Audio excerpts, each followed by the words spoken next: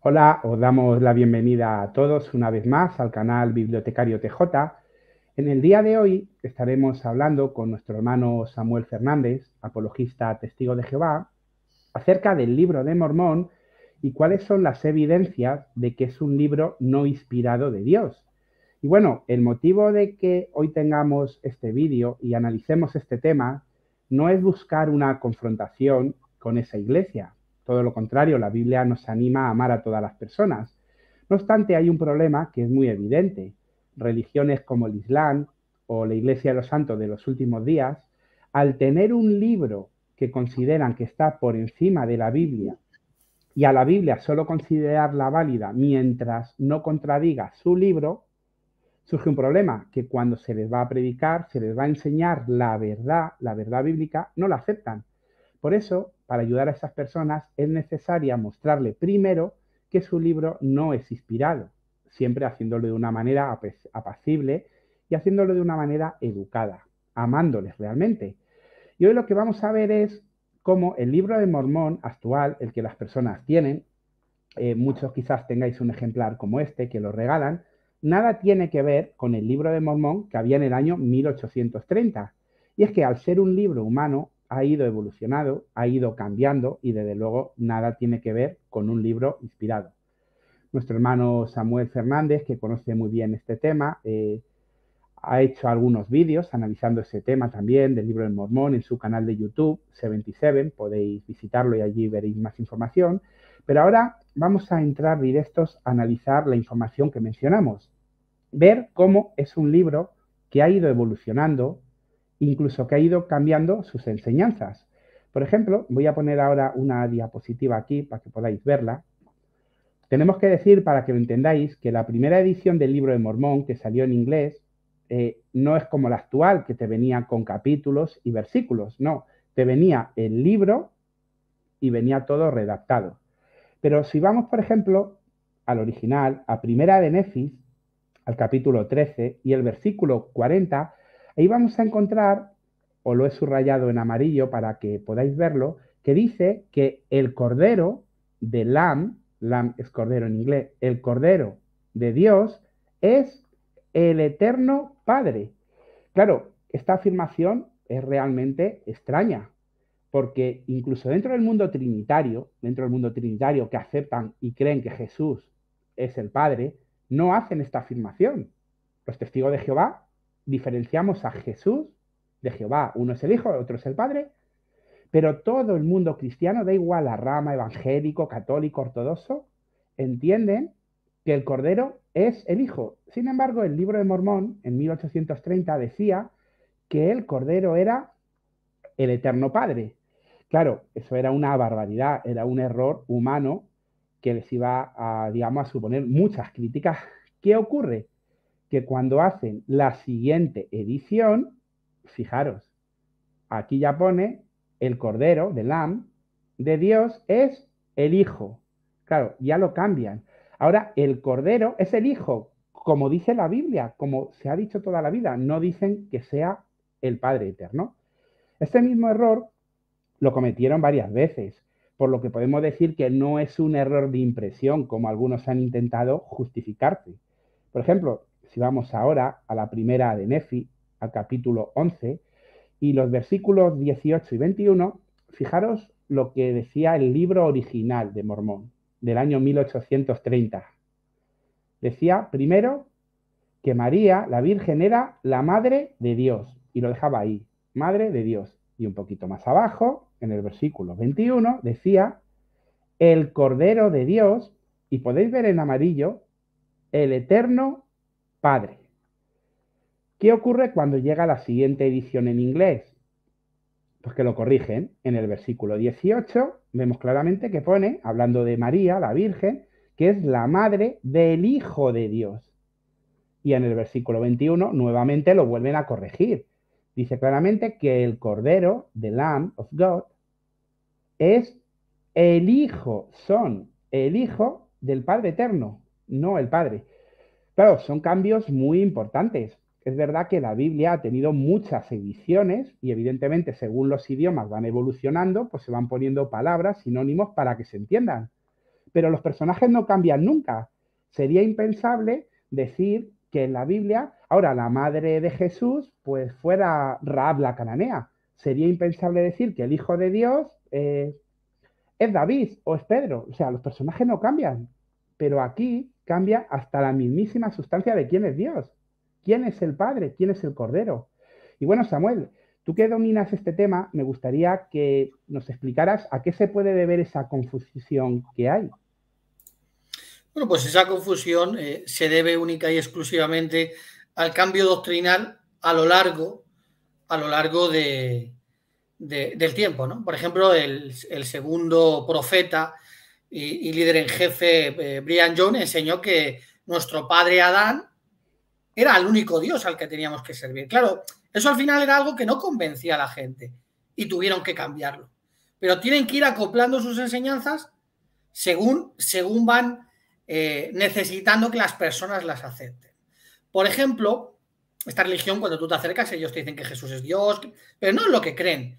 Ellos creen en una infinidad de dioses, donde a nosotros, por suerte, nos tocó a Dios el Padre, que en un planeta llegó a, bueno, mediante las relaciones sexuales nace, va creciendo, va aprendiendo, como lo que enseñan, y consigue su exaltación, que es al final el propósito de todo buen mormón, llegar a la exaltación y que te den tu propio mundo.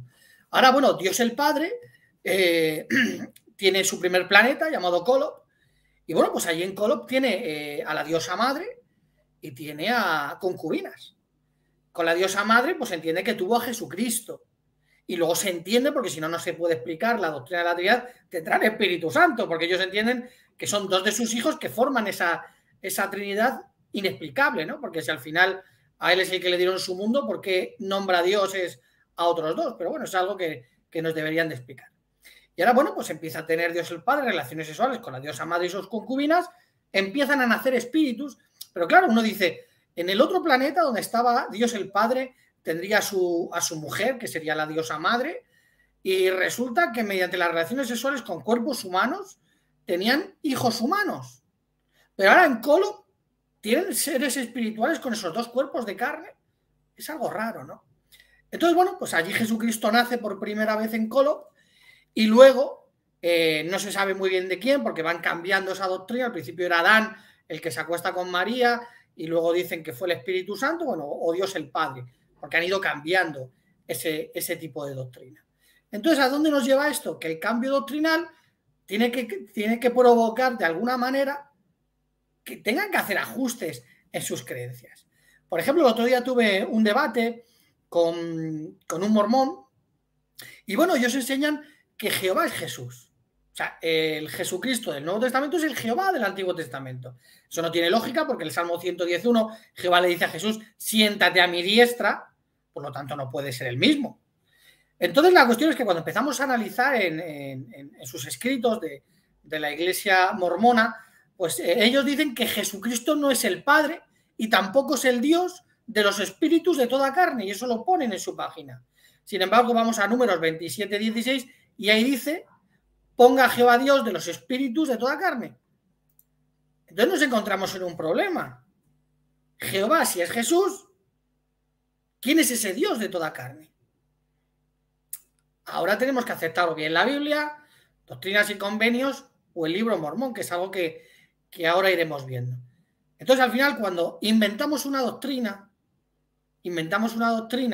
que se va desarrollando poco a poco, pues es necesario hacer cambios, porque si no, no te cuadra. Si al principio enseñaban una cosa y ahora enseñan otra, es necesario hacer cambios o nuevas revelaciones. No sé si querías continuar.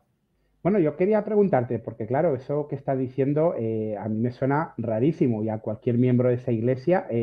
El Dios Padre que está en un planeta por ahí con una diosa madre, ¿se sabe el nombre de quién es el Dios Padre? O por lo menos el de la diosa madre, ¿cómo llegaron ahí?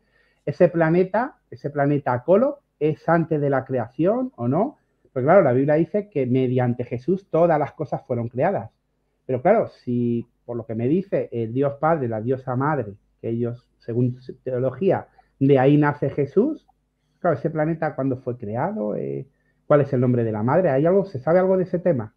Bueno, resulta que Dios el Padre se quedó sin nombre. Ahora se llama Elohim, que si por ejemplo yo dijera vamos a buscar Elohim en el Antiguo Testamento, podrían ser los propios ángeles. O sea, Dios el Padre se desaparece su nombre y su nombre es olvidado. Dios el Padre no tiene nombre en el mormonismo. La diosa madre tampoco tiene nombre. Sin embargo, si acudimos, por ejemplo, en Internet y empezamos a buscar, hay páginas mormonas que dicen que posiblemente es Astoret. Y que cuando en Jeremías se dice que ofendía, porque muchos oraban a esta mujer y ofendía a Dios, es porque Dios quería adoración exclusiva para él y no se sabe si para sus dos primeros hijos. Y le ofendía que esta mujer Astoret o esta diosa madre Astoret recibiera adoración. Por eso dicen, según estas páginas, pues como que eso al final de los controló, ¿no?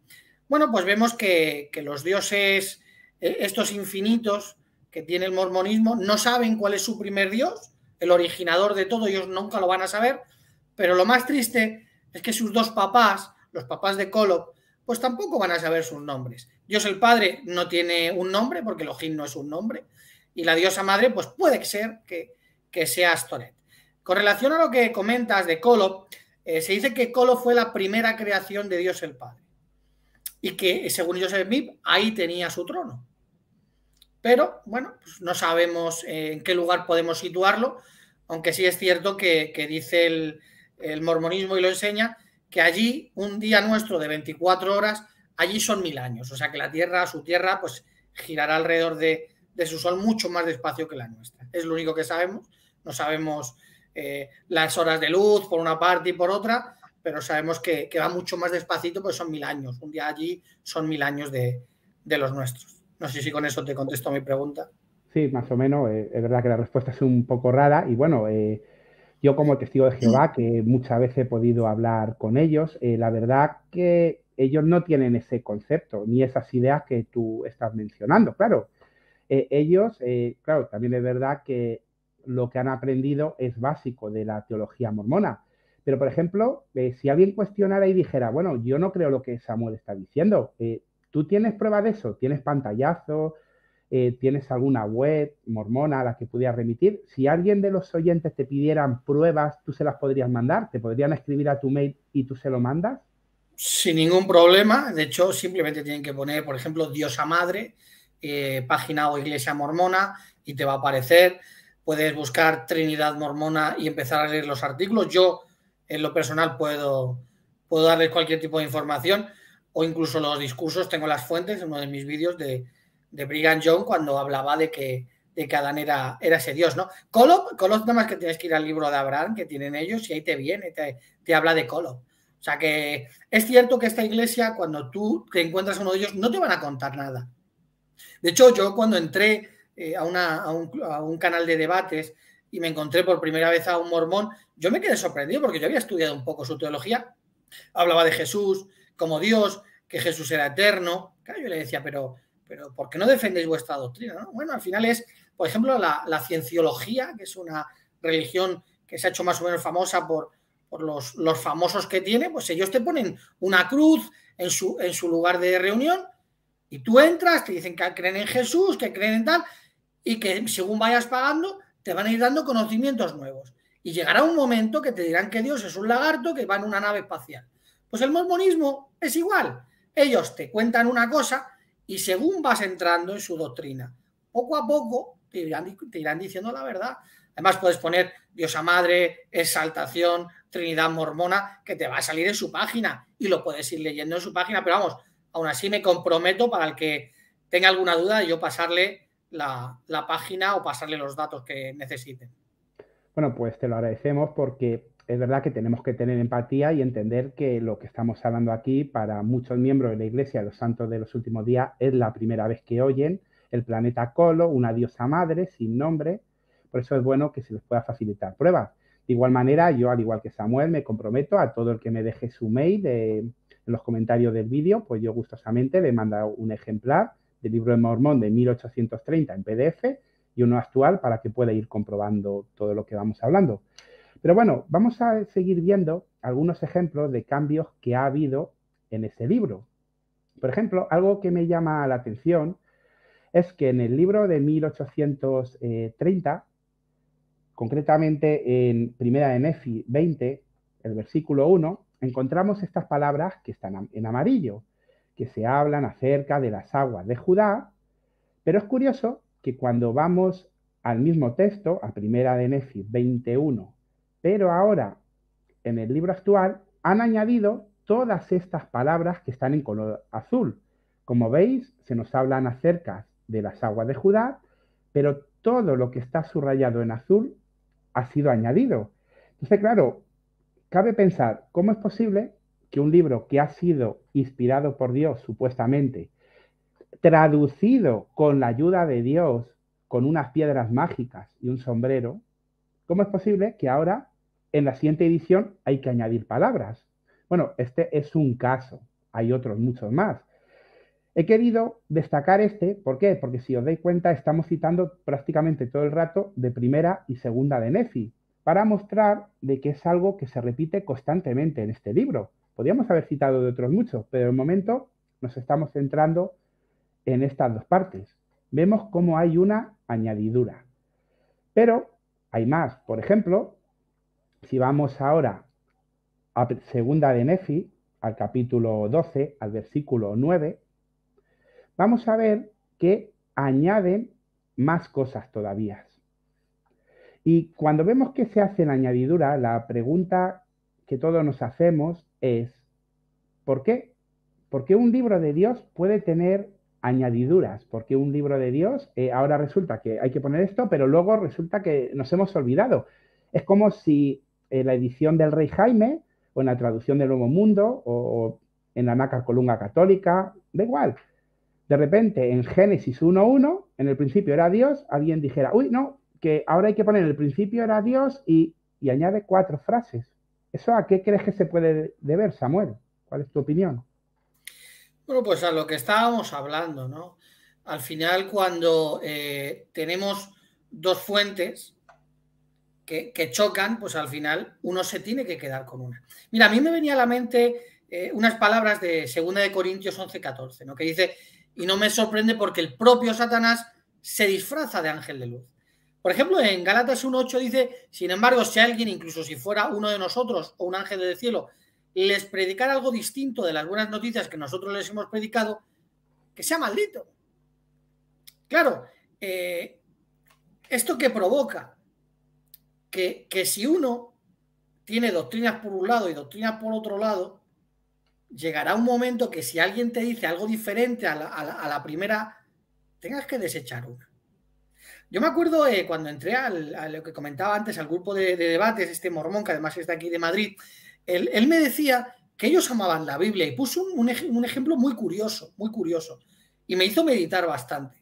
Él dijo que es como un hijo enfermo que está en silla de ruedas, que aunque está en silla de ruedas, tú le amas. Claro, eso me hizo pensar y dije, la Biblia es el hijo que está enfermo, que está en silla de ruedas. ¿Tú amas a tu hijo enfermo que está en silla de ruedas? Sí, le amas. Pero tu hijo enfermo que está en silla de ruedas te podrá guiar por un camino estrecho que te lleva a la salvación. ¿Te podrá guiar por una montaña? No. Ahí necesitarás a tus hijos sanos. ¿Quiénes son los hijos sanos de la iglesia mormona? Pues Doctrinas y Convenios, el libro mormón. Entonces, ¿qué es lo que pasa? ¿Por qué estas contradicciones? ¿Por qué todo esto que estamos hablando? Porque cuando el hijo enfermo no concuerda con lo que los hijos buenos quieren o dicen, pues el hijo enfermo no puede tener la razón nunca. Entonces, por desgracia, el mormón siempre tendrá que terminar desechando la Biblia y cogiendo las otras fuentes. Por ejemplo, yo, este mormón, que es alguien conocido por mí, pues tiene una página de internet donde yo me metí en uno de sus vídeos, una de sus hermanas le decía, ¿me puedes pasar las 101 contradicciones de la Biblia? Que por cierto, esas 101 contradicciones las hizo el mundo musulmán. ¿Para qué quería esa mujer las 101 contradicciones? Pues simplemente para enseñarle a alguien que eso que tanto aman se contradice, está malo, está enfermo. Y que es mejor que usen las otras fuentes. En este caso, y como se está viendo, fuentes tan sumamente inspiradas, tan sumamente perfectas, que en menos de 100 y pico años han tenido que cambiarlas. Sin embargo, cuando cogemos la Biblia no vemos esas circunstancias. Pues bueno, la verdad es que es muy interesante lo que estás diciendo y bueno, yo la verdad es que cuando he hablado con mormones, la mayoría de las veces me han dicho que creen en la Biblia, que la respetan, que la aceptan. Claro, vuelve a ocurrir lo mismo. Hay una diferencia entre sus líderes o los que están avanzados en el estudio de su teología a simplemente las personas que asisten al culto el domingo por muchas razones, porque no podemos olvidar también que la iglesia mormona no deja de ser un club social. Tienen campos de fútbol, clases de inglés gratis, tienen mucho entretenimiento. Entonces, muchos de los que asisten simplemente son personas que asisten como un culto más. ¿Por qué? Porque como oyen que se habla de Jesús, se habla de la Biblia, se habla de que va a haber un paraíso, pues piensan que básicamente es una rama más, simplemente una variante, pero no se dan cuenta que no creen en la Biblia, no saben quién es su Dios. De hecho, para ellos, Jehová y Satanás son hermanos. ¿Por qué? Porque vienen de la misma diosa madre. O sea, Jehová y Satanás, hermanos. Es algo para meditar y para hacérselo mostrar. Pero fijaros, vamos a seguir viendo errores y cosas que muestran que este libro no es divino. Me gustaría que vierais ahora esta diapositiva que voy a poner. Es del libro de 1830. Y es curioso que en el primer libro de Nefi, pues se nos hable acerca de Jesucristo. ¿Por qué? Porque eso es un grave anacronismo. En aquella época todavía no se había desvelado cuál sería el nombre del Mesías. Y sin embargo, en primera de Nefi, vemos cómo dicen que es Jesucristo. Un error gravísimo. ¿Qué ocurre?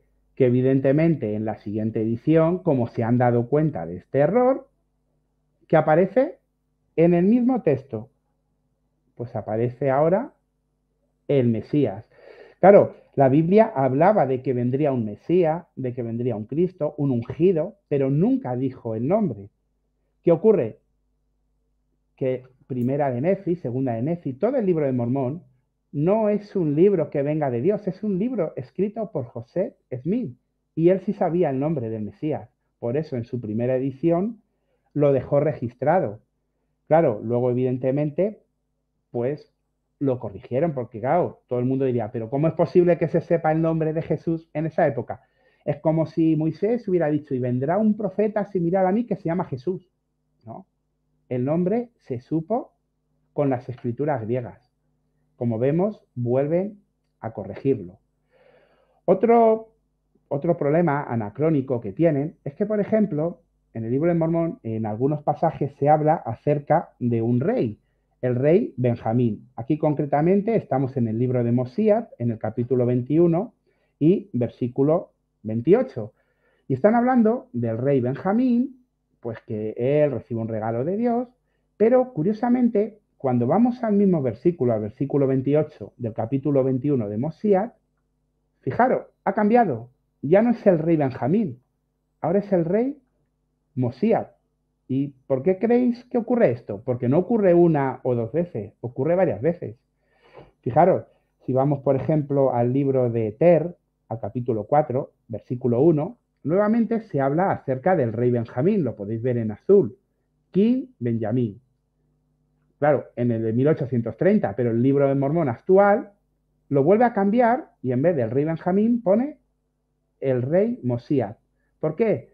Porque si diéramos credibilidad al libro de Mormón, cuando cronológicamente está relatando estas historias, estaba muerto el rey Benjamín, no podía ser. ¿Qué ocurre? Que cuando se dan cuenta dicen, uy, hay un anacronismo, que además no podemos negarlo. ¿Qué hacen? Rápidamente lo cambian a otro rey para que coincida. Y bueno, yo no sé qué nos puedes decir, Samuel, sobre el tema de los anacronismos en el libro de Mormón. Bueno, pues los anacronismos, como dices tú, algunos se salvan cambiándolos y otros con el artículo 8 del mormonismo. El artículo 8 enseña que la Biblia está bien traducida hasta que a ellos no les conviene y entonces la Biblia es falsa, ¿no? Por poner ejemplos con relación a esto, en Eter 1.34 y 35 dicen que los jeretitas tenían su propio idioma antes de la caída de la Torre de Babel. Claro, vamos a Génesis 11.1 y dice que no, que Dios luego los confunde las lenguas. Vamos a la arqueología y vemos que tanto en Babilonia como los sumerios tienen un recuerdo de una época donde estaban todos juntos. Por ejemplo, hay un tipo de inscripción en Babilonia donde dice que el rey de la época decía: nos tiraron la gran torre, y la gente empezó a hablar de forma rara y se expandieron. Los babilonios dicen, los sumerios, perdón, dicen algo diferente, pero similar en cuanto a que estaban unidos, la gente empieza a coger idiomas y se va. Claro, en la historia podemos encontrar a los babilonios, a los sumerios, incluso lo que nos dice Génesis 11.1, pero los geratitas no están en la historia. No los conoce nadie, ni eso ni el idioma que ellos tenían. Entonces, si un mormón tuviera que decidir, ¿qué diría? Artículo 8. No les queda otra. O miente la Biblia o miente el libro mormón. Entonces, el mormón sincero, ¿qué va a decir? Evidentemente tienen que tirar de que la Biblia miente, que se ha equivocado la Biblia. Bueno, de hecho, con relación a esto, cuando uno empieza a mirar la historia arqueológica, la historia bíblica, ¿no? Por ejemplo, vemos en Lucas que Lucas dice montones de lugares, montones de nombres de personajes históricos que se han demostrado, como los tetarcas de Tesalónica, montones de personajes. Incluso se ha dicho, hoy día se dice que los estudios navales, porque Lucas iba diciendo cuándo se tardaba de una isla a otra, a Malta y demás, y dicen que es exacto, pero por ejemplo cogemos el libro mormón y empieza a decir que cuando una persona lo saca del año 607 y se van a vivir a las Américas, pues empiezas a decir a la velocidad que iba y resulta que dicen estos entendidos navales que tuvieron que dar 8 vueltas a la Tierra. Claro, te das cuenta de una cosa y la otra. De hecho, según el libro mormón, el que los saca en el año 607 y los lleva al continente americano fue Mulek, que es un hijo del rey Sedequías. Pero ¿cuál es el problema? Que en Jeremías 39.6 dice que los hijos del rey Sedequías murieron todos. Entonces, ¿quién era ese Mulek? Claro, dice, no, es que algunos murieron los hijos, pero no dice todos los hijos. Vale, entonces venga, ya está. Pero ahí dice que los hijos de Sedequías murieron. No dice 4 de 3. Bueno, cuando empiezas a analizar la Biblia, resulta que Sedequías murió con unos 32 años. Pero a Mulek lo pinta el libro mormón como un hombre al que otros siguieron. Suponiendo que lo tuviera con unos 18 años, era un hombre con 14, 15 años, Mulek. De hecho, bueno, pues hoy día se encuentran, por ejemplo, se han encontrado sellos de reyes, montones de sellos, de montones de reyes, de Saúl, inscripciones del rey David, hay montones, pero de Mulek no. Pero se encontró un sello que pone Malki Yahú, hijo del rey. Y según los mormones, esa es una prueba arqueológica de Mulek. ¿En qué se parece Mulek a Malki Yahú? ¿En la M? No se parece en nada. Entonces, bueno, vemos que uno en la historia de la arqueología puede encontrar montones de lugares de la Biblia, pero los lugares que dice el libro mormón. Yo, por ejemplo, ahora se me viene a la cabeza como un juego y me gustaría que un mormón serio se pusiera en mi lugar. Ahora viene alguien y nos dice, mira, Samuel, como testigo de Jehová, te doy 80 días para que te des la vuelta al mundo como Willy Fogg y me tienes que visitar 10 lugares que diga la Biblia. Y si no lo cumples, tendrás una penalización. Y ahora un mormón le dice lo mismo. Tendrás 80 días para visitar 3 sitios. Bueno, venga, un sitio que diga el libro mormón. No hay, no existen. Hoy día podemos ir a Babilonia, a Tiro, a sus ruinas, podemos ir a Jerusalén, podemos ir a Capernaum, donde estaba Belén, podemos ir a montones de sitios. Culturas como los fariseos están en la historia. Personajes están en la historia, no se han olvidado. Se han encontrado montones de personajes bíblicos. Pero de verdad, Mulek y otros personajes del libro mormón pueden ser encontrados. No tienen ningún tipo de sustento arqueológico. Solo dicen, no, es que los mayas, si te fijas, es que claro, mira, aquí el libro dice que es que hasta construyeron el templo de Jerusalén en pocos años allí. Cuando la Biblia dice que fueron miles y miles de hombres los que construyeron el templo de Salomón. Ellos van 20 y en 19 años se construyen allí el templo de Salomón. No sé. No sé cómo lo conseguiría. No sé, bajaría a Los Ángeles a ayudarles o algo así, no lo sé. No lo sé, el libro no lo pone. Entonces, bueno, yo en lo personal, a la hora de usar el artículo 8, me pensaría mucho, ¿quién me da más pruebas? Si elijo en silla de ruedas o ese gran libro mormón que ha tenido que ser modificado en menos de 100 y pico años. Yo en lo personal me quedo con la Biblia. Porque de la Biblia tenemos pruebas arqueológicas históricas sorprendentes. Mira, en el Museo de Leiden, en Holanda, hay un manuscrito de un noble egipcio que te cuenta las plagas. Cómo lo vivió él desde su óptica, cómo el Nilo se convirtió el agua en sangre, cómo decía que los esclavos se le estaban quitando hasta el oro y se lo estaban llevando todo. Claro, él les dice que estos esclavos eran ladrones. No, los ladrones fuisteis vosotros. Pero claro, él lo cuenta desde su óptica. Tenemos tantas pruebas históricas y arqueológicas de la Biblia que hoy día yo vamos, no tengo ninguna duda. Luego, por ejemplo, el libro Mormón dice que Jesucristo estuvo allí, pero allí no tuvo impacto Jesucristo. No tuvo impacto, fue olvidado.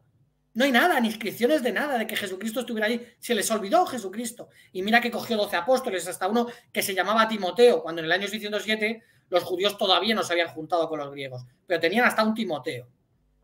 Pero Jesús fue olvidado. Pero aquí Jesucristo tuvo un impacto tan grande que hoy día vivimos en el 2022 después de Cristo. No sé si con eso te contesto tu pregunta. Sí, la verdad es que sí. El tema es que de los anacronismos en el libro de Mormón son tantos que hasta se han escrito libros. Hay gente que es experta en historia y ha escrito algunas obras sobre ese asunto. Pero bueno, tampoco vamos a mencionar todas aquí, estamos mencionando unas pocas para dar algunos ejemplos. Luego, si alguna persona quiere investigar más a fondo, pues tendrá que hacerlo ella. Porque es que si viéramos todos los cambios que hubo, son cientos, no acabaríamos jamás. Estamos dando algunos que son significativos. Y sobre todo, algunos que si nos pedís las pruebas, os las damos, os las enviamos. No queremos que nos creáis simplemente porque lo estamos diciendo, no. La Biblia nos anima a todos a investigar las cosas. Y como dice la Biblia, asegúrense de todas las cosas. No puede ser que uno pertenezca a una iglesia porque lo ha sentido en el corazón. Como dicen, dentro de la iglesia mormona, normalmente cuando te predican, te dicen, mira, toma, léete este libro y si tú eres una persona que Dios te quiere en su pueblo, Él te lo hará sentir en el corazón. Eso no vale porque, uno, el corazón es más traicionero que cualquier otra cosa, según la Biblia. Y dos, eso lo ha sentido todo el mundo. Yo he hablado con musulmanes y ellos me dicen que cuando oyen el Corán, la recitación, sienten una paz, una tranquilidad, se sienten más espirituales. Pero ahora resulta que los budistas tibetanos dicen lo mismo, los hinduistas dicen lo mismo. Los evangélicos, quitando los que cuando están en trance les sale espuma por la boca y están en convulsiones, digo, los evangélicos normales, dicen lo mismo, que notan una paz, una tranquilidad al orar. Los católicos. No vale decir lo siento en el corazón. El corazón es traicionero. Hay que asegurarse. Por eso tenemos un libro sagrado. Por eso dijo Jesús, esto es vida eterna, el que adquieran conocimiento. Jesús dijo a la samaritana, nosotros sabemos a quién adoramos, ustedes no saben lo que adoran. Y dentro de la iglesia, los santos de los últimos días no saben a quién adoran. ¿Quién es el Dios creador de todo? ¿Qué nombre tiene? ¿Quién es la diosa madre? Es más, provienen de una genealogía. ¿Esa diosa madre ha tenido otra madre? Claro, ¿a qué están adorando? Hay que usar un poco el sentido común. Tenemos una capacidad de pensar y no nos podemos dejar guiar por el corazón porque sean muy bonitas las instalaciones que tienen las iglesias mormonas, sus campitos de fútbol, sus clases de inglés, son muy simpáticos, son muy buenas personas, sí, todo eso es verdad, pero eso no es la señal que identifica a los cristianos verdaderos.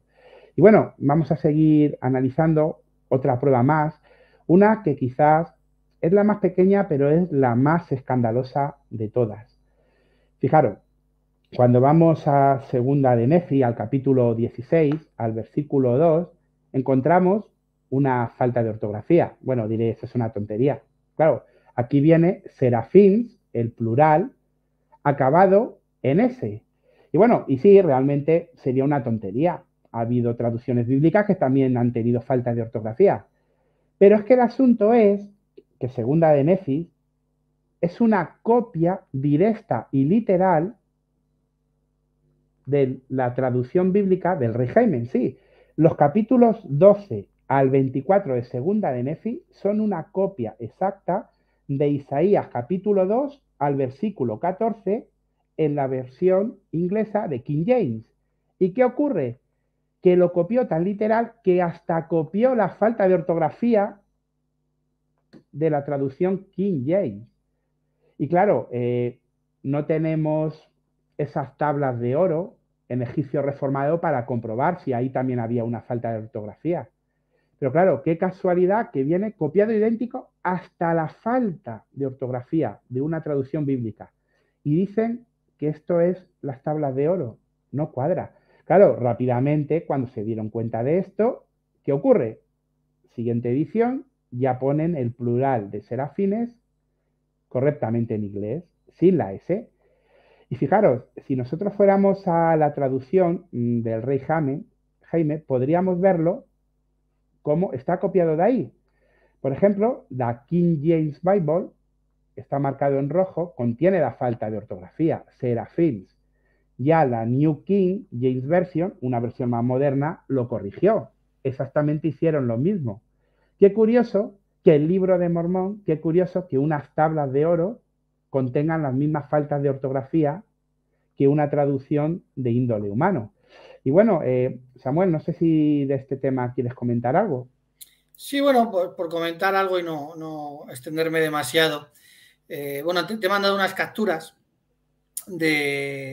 porque el libro Mormón, cuando coge e intenta profetizar dónde sería bautizado Jesucristo, todos sabemos que fue en Betania. Vamos a Juan 1:28, fue en Betania. Sin embargo, hubo un problema que ahora comentaré, que pasó con Orígenes y luego con Juan Crisóstomo, que cambiaron la palabra. Y porque ellos, bueno, realmente intentaron encontrar Betania, no lo encontraron y se fueron a una ciudad más cercana, que viene en Jueces 7:24, que es Bet Bará. Entonces, ¿cuál es el problema?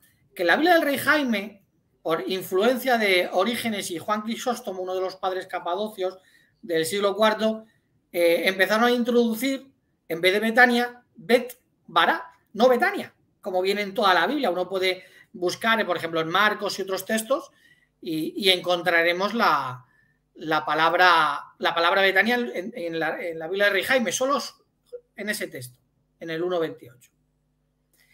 Claro, si resulta que Joseph Smith estaba escribiendo de una profecía de antes de Jesucristo, no podía poner una palabra que fue un error de Orígenes, porque este se equivoca de ciudad porque no encuentra Betania. Aquí nos deja un problema. O bien estaba el libro fallando, las placas de oro o las piedras que tenía en el gorro empezaron a lo mejor a fallarle y le dijeron algo que pasaría siglos después, o Joseph Smith estaba literalmente citando de la versión del rey Jaime de su época. Ya está. Ahí lo tenemos. A uno tiene que ser sincero. Buscar en la historia, decir, ¿cómo pudo equivocarse de una ciudad? Pues simplemente porque Orígenes cometió un error. Juan Crisóstomo, uno de los padres capadocios, le siguió con el error. Siguientes traducciones metieron eso, pero luego fueron corregidas. De hecho, ya en la nueva versión del rey Jaime ya no viene, y en otras versiones que se basaban en la Biblia del rey Jaime también fueron corregidas, porque no era esa ciudad, era Betania. Por lo tanto, Joseph Smith, cuando quiso profetizar en el libro Mormón dónde se bautizaría el Mesías, cometió un error por usar una mala traducción, en este caso la Biblia del rey Jaime. Eso es. Así que... Y bueno, Samuel, una pregunta. Te quería hacer unas preguntas. Ya sé que no eres experto ni en hebreo ni en griego, pero son unas preguntas muy simples, a ver si las supieras. Y ahora explico el por qué te hago esa pregunta. ¿Me sabrías decir qué palabra se usa en hebreo para espíritu? No sé si te suena. En hebreo para espíritu, ¿sí? Me ha venido ahora mismo a la cabeza el griego, que es neuma, y para espíritu ahora mismo se me ha ido a la cabeza. Al decirme el hebreo... Bueno, Rúa. Pero perfecto. La siguiente pregunta es si me podías decir una palabra griega para espíritu, neuma. Seguramente ahora mismo si te dijera que me dijeras alguna palabra hebrea, ¿te viene alguna a la mente o alguna griega más que conozcas? Pues, por ejemplo, del griego podríamos decir pantocrator, todopoderoso, podríamos decir neumáticos, espirituales, podríamos decir, yo qué sé, hay muchas palabras, ¿no? Claro, Y del hebreo, pues, hay Elohim, Dios, ¿no? O muchas otras.